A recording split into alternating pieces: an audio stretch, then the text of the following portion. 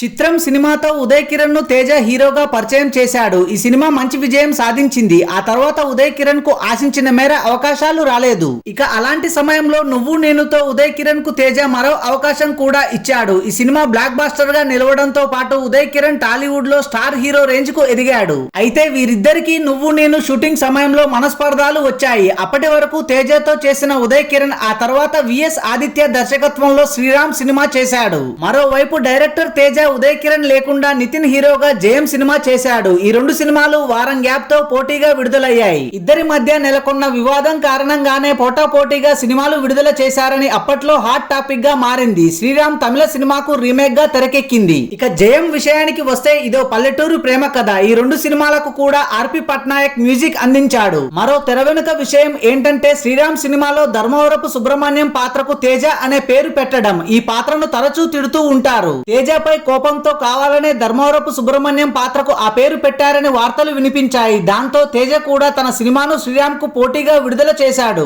జయం first day నుండే black buster talk అందుకుంది. ఇక ఈ సినిమాలో తేజ అల్లు అర్జున్ ను హీరోగా తీసుకోవాలనుకున్నాడు. కానీ కొన్ని కారణాల వల్ల బన్నీ ఈ సినిమాను మిస్ చేసుకున్నాడు. తర్వాత నితిన్ ను సెలెక్ట్ చేశారు. Thanks for watching this video. For more interesting videos please do subscribe.